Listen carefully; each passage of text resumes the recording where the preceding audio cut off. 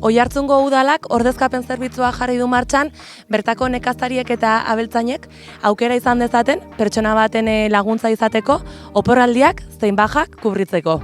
Oiartzungo udalaren esanetan, herriko lehen sektoraren egoera ez da ona, eta hori iraultzeko bidea jarri dute martxan. Egoera kaskarra dela esango nuke, eta helburua da horrei buelta ematen diogun. Hasi degula burujabetzako prozesu bat, Oiartzun burujabe deitzen dana, eta hau da horietako iniziatibetako bat, nun esaten dugu burujabe izan nahi balin badegu elikaduran, horrek suposatzen du daukagunari eutsi egin behar diogula, eta gero oinarrian berriak sortuaz. Baserri lanetan trebatutako langile bat kontratatu du udalak Behemendi Landa Garapen elkartearen bidez. Eta laguntza behar duten herriko ustiategira joango da, hainbat egunez bertako eginkizunak egitera. Oporraldietarako, ospakizunengatik egun libreak hartzeko, eta bajaren bat dagoenean ustiategiak martxan jarraitzeko eskatu ahal izango dute ordezkapena. Baita, eskulan gehigarria behar dutenetan ere.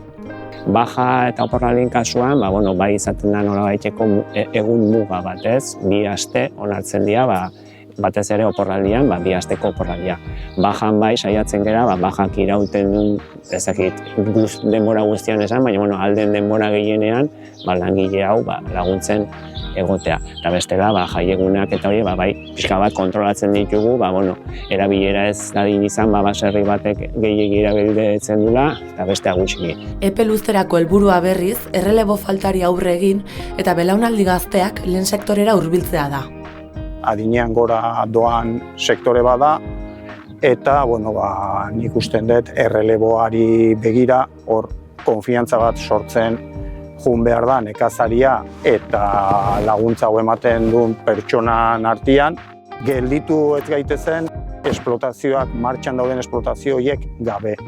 Ze gauza berri bat hastea oso zaila da, eta daukaguna nik usten dut erronketako bat da mantentzea. Lehen sektoreko 0,5 nekazaritzako lan unitate baino gehiagoko ustiategiek erabil dezakete zerbitzu berria. Eta doakoa da, udalak bere gain hartu baititu zerbitzuak sortutako gastuak. 3 ustiategiek erabili dute jada zerbitzua, eta horietako bat da Amaia Larrañaga, Lekungarrai baserriko gaztagilea. Guk probatu dugu, eta oso ondo, beste 2 esku gehiago dira.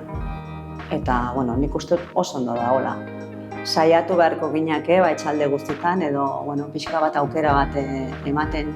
Udalordezkari zen teknikariek deia egin dieten nekazariei eta abeltzainei zerbitzua eska dezaten. Ereiten hasitako bideak fruituak eman ditzan, eta lehen sektoreak bizirik segi dezan.